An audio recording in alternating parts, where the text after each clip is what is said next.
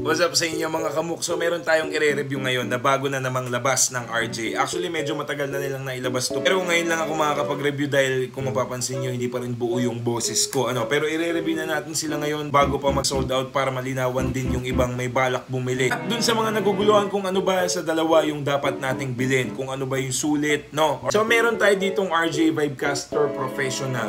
Tinanggal ko yung truss rod cover dahil chinek ko yung truss rod niya. Then meron din tayong RJ Vibecaster Professional Special Edition. So 2K lang ang difference nilang dalawa eh. Pero sobrang laki kasi nung in-upgrade nito kumpara dun sa isa. Isipin nyo magdadagdag lang kayo ng 2K. Ang laki na nung upgrade na makukuha nyo. So pakita ko sa inyo yung upgrade nilang dalawa ha. So ito po yung dalawang Vibecaster. Parehas Alder ang body. Parehas shielded. Parehas Alnico ang pickups. Parehas naka bone nut. And parehas naka stainless steel fret wires. Medium jumbo. Parehas din naka 2-point trim. Parehas din naka big block. Parehas din RJ Zephyr premium strings ang naka-install. Then controls parehas. Shape parehas. Yung kanilang headstock parehas din na flat. Pero tulad ng sinabi ko sa halagang 2K napakalaki na kasi ng upgrade. So malamang marami sa inyo ang naguguluhan. Marami rin na nagpi-PM sa amin kung ano ba ang dapat bilhin. So sige, pag-usapan natin ngayon kung worth it nga ba yung idadagdag yung 2K pag bumili kayo ng Vibecaster. So itong Vibecaster Professional, ang kanyang neck ay maple din, ang kanyang fretboard ay black walnut. So magandang material pa rin yun. Then ang kanyang 2-point trim ay generic from Hardwares. And by the way pala, itong mga ibon na to ay hindi kinapi sa PRS. Ha? Itong mga ibon na to ay Philippine birds yan. No? Birds ba yun? Hindi siya PRS inlays. Ngayon, sa halagang 15K, magdadagdag ka na lang ng 2K, meron ka ng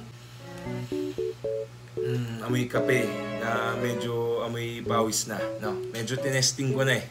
So yun, magdadagdag ka lang ng 2K naka rosewood fretboard and neck ka na.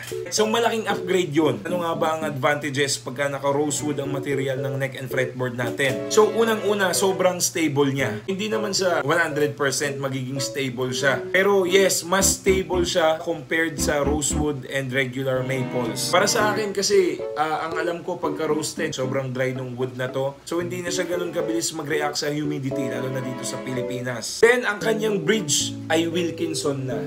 Ayan, kung makikita nyo, Wilkinson na po yan na gold hardwares. Yung gold naman bonus na lang yon. Wala naman yung dagdag sa playability. Pero malaki yung ambag niya sa appearance, no? Sa cosmetics. Ayan, no? Ganda, di ba? Then again, yung kanyang inlays ay Philippine birds. Then pati ang kanyang tuning pegs ay gold na din. Isipin nyo sa halagang 2K, paano napagkasya sa halagang 2K yung upgrade na to? Yung mga Wilkinson na bridge pa lang nasa 1.5 na eh. So yes, for me, from 15K to 17K, hindi ganun kalaki yung tinalon niya.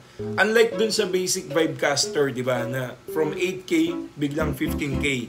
Malaking talon yon. Di ba? Wala na tayong dapat pag-usapan doon. Pero ito kasi, yun nga, 2K difference, napakaliit nung gap, pero ang laki nung upgrade. And again, yung neck ng mga RJ ay sobrang diretso. No? Wala pa rin talagang nakakalampas, wala pa rin akong nache-check.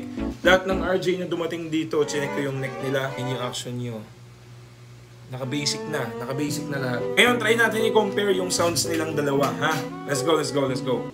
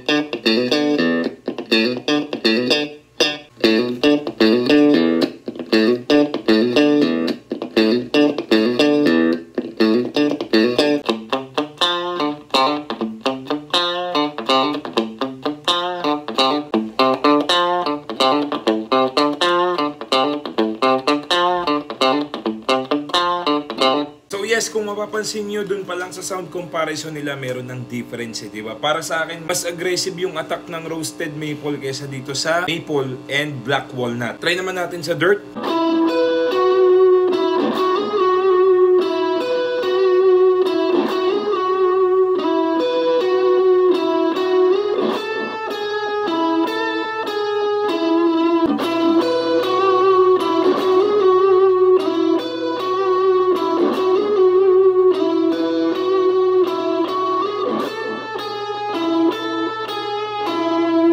So yes, hindi lang masyadong malinaw yung comparison dahil wala akong interface. Rekta-rekta lang, no? Rekta-rekta audio lang ng cellphone. Pero again, yun nga, ito po ang RJ Vibecaster Professional and ito naman ang Professional Special Edition. At 2K lang ang kanilang gap.